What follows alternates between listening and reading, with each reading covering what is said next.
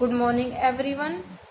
Last video में आपने शब्द के भेद अर्थ के आधार पर तथा उत्पत्ति के आधार पर पढ़े थे। आज की वीडियो में हम शब्द के भेद रचना के आधार तथा प्रयोग के आधार पर पढ़ेंगे। स्टार्ट करते रचना के आधार पर शब्द के भेद, या फिर हम ये कह सकते हैं कि बनावट तथा संरचना के आधार पर शब्द के भेद। रचना के आधार पर शब्द के भेदों को 3 भागों में बांटा गया है: रूढ़ शब्द, यौगिक शब्द और योग रूढ़ शब्द। सबसे पहले हम ये समझते हैं कि रचना के आधार पर या बनावट के आधार पर शब्दों की रचना कैसे की जाती है। समास, संधि, प्रत्यय और उपसर्ग, ये चारों मिलके शब्दों की संरचना करते हैं। अब सबसे पहले इसको समझते। रूढ़ शब्द, जो शब्द किसी विशेष अर्थ को प्रकट करते हो तथा जिनके टुकड़े नहीं किए जा सकते। अगर टुकड़े किए जाएंगे तो वो कोई भी अर्थ स्पष्ट नहीं करेंगे, तो वे शब्द क्या कहलाएंगे? रूढ़ शब्द। क्या कहलाएंगे? रूढ़ शब्द। मीन्स कि इन शब्दों के अंदर, रूढ़ शब्दों के अंदर ना तो समास का यूज होगा, ना संधि का, ना प्रत्यय का और ना उपसर्ग का। अब इन शब्दों को अगर टुकड़ों में तोड़ा जाए, जैसे कि मकान, यहाँ पर ना तो उपसर्ग है, ना प्रत्यय, ना संधि, ना समास। अगर इनको टुकड़ों में तोड़ा जाए तो इनका अर्थ स्पष्ट नहीं होगा। अगर ये एक साथ जुड़ जाते हैं तो किसी विशेष अर्थ की बात करते हैं।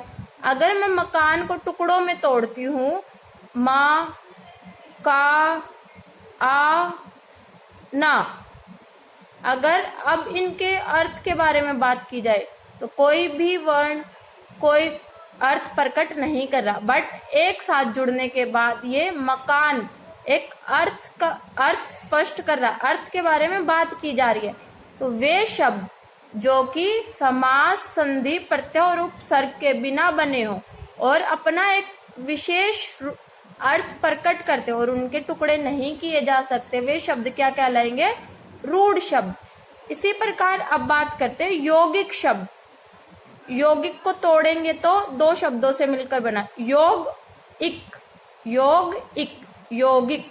तो वे शब्द जो 2 या 2 से अधिक सार्थक शब्दों के मेल से बने हैं और उनमें प्रत्येक शब्द अपना एक अर्थ स्पष्ट करता है, तो वो शब्द क्या कहलाएंगे? यौगिक शब्द कहलाएंगे। जैसे रसोई घर, तो यहाँ पर रसोई भी रूढ़ शब्द है और घर भी रूढ़ शब्द है। तो हम ये कह सकते हैं कि यौगिक शब्द 2 रूढ़ शब्दों से मिलकर बना है, जिसमें संधि, समास, प्रत्यय, उपसर्ग इन सब का यूज किया जाता है शब्द बनाने के लिए।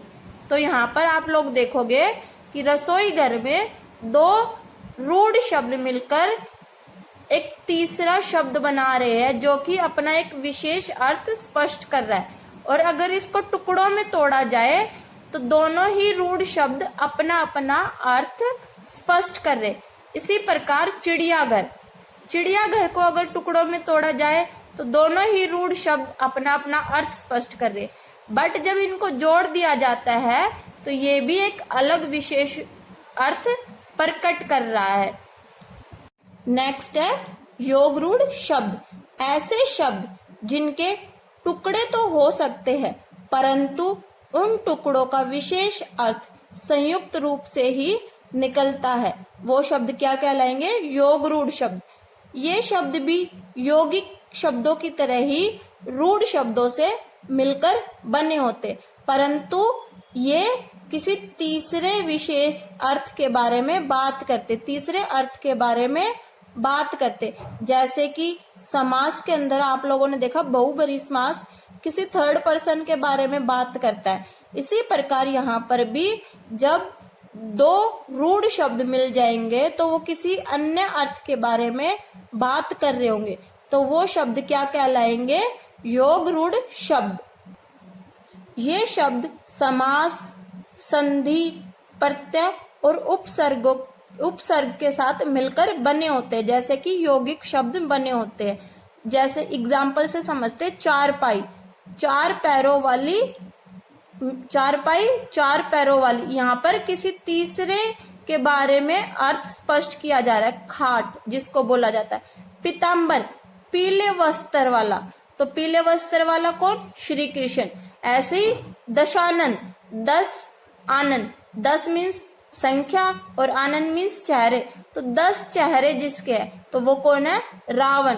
ऐसे ही गजानन, गज मीन्स हाथी, आनंद मीन्स चेहरा, तो हाथी जैसा चेहरा किसका है? श्री गणेश का। तो यहाँ पर किसी तीसरे के बारे में बात की जा रही है। तो ऐसे शब्द जहां पर किसी तीसरे का अर्थ स्पष्ट किया जा रहा है वो शब्द क्या कहलाएंगे? योग रूढ़ शब्द। अब बात करते हैं प्रयोग के आधार पर शब्द। प्रयोग के आधार पर शब्द दो प्रकार के होते हैं, विकारी शब्द, अविकारी शब्द। विकारी शब्द के बारे में बात करते हैं, ऐसे शब्द जिनके रूप में लिंग, वचन तथा कारक आदि के अनुसार परिवर्तन आ जाता है, वो क्या कहलाएंगे? विकारी शब्द। जैसे कि बच्चा पढ़ता है, यहाँ पर लड़के के बारे में बात की जा रही है तो इसी का लिंग परिवर्तन हो जाता है, यहाँ पर बच्ची पढ़ती है, तो यहाँ पर लिंग का प्रभाव हुआ, तो बच्ची यहाँ पर लड़की के बारे में बात की जा रही है, यहाँ पर लड़के के बारे में और यहाँ पर लड़की के बारे में। तो यहाँ पर वाक्य पे किसका प्रभाव पड़ा? लिंग का। तो ऐसे शब्द जिन पर लिंग, वचन और कारक का प्रभाव पड़ता है और उसी के अनुसार परिवर्तन आ जाता है तो वो शब्द क्या कहलाएंगे? विकारी शब्द। जैसे कि वचन का प्रभाव देखते, बच्चा सोता है, तो शब्द यहाँ पर क्या बने? बच्चे सोते हैं। ऐसे ही कारक का प्रभाव, बच्चा सोता है, बच्चे को सोने दो, तो यहाँ पर कारक, वचन, लिंग के प्रभाव के अनुसार शब्दों में परिवर्तन आ गया, तो वो शब्द क्या कहलाएंगे? विकारी शब्द। अविकारी शब्द, ऐसे शब्द जिनके रूप में लिंग, वचन तथा कारक आदि के कारण कोई परिवर्तन नहीं होता। जो शब्द जैसे है वैसे ही लिंग, वचन, कारक, कोई भी सेंटेंस हम अगर बना रहे और उन पर या शब्दों पर इन तीनों का प्रभाव नहीं पड़ता है और उनमें कोई परिवर्तन नहीं होता है, तो वो शब्द क्या कहलाएंगे? अविकारी शब्द, जिन पर लिंग, वचन, कारक इन तीनों का कोई भी प्रभाव नहीं होता। जैसे शब्द है वैसे ही यूज किए जा रहे, तो वो क्या कहलाएंगे? अविकारी शब्द।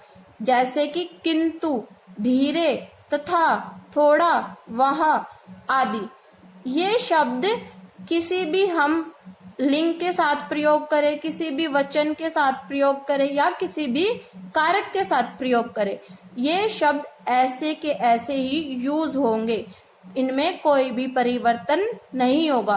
तो जो शब्द लिंग, वचन, कारक के प्रभाव से परिवर्तित नहीं होते वो क्या कहलाएंगे? अविकारी शब्द।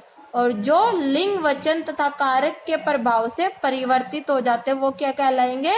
विकारी शब्द। अब एक बार रिकॉल करते हैं, शब्द क्या होते हैं? दो या दो से अधिक वर्णों से बने ऐसे समूह को शब्द कहते हैं जिनका कोई अर्थ अवश्य हो। शब्दों के भेद अर्थ के आधार पर, उत्पत्ति के आधार पर, रचना के आधार पर तथा प्रयोग के आधार पर बांटे गए हैं।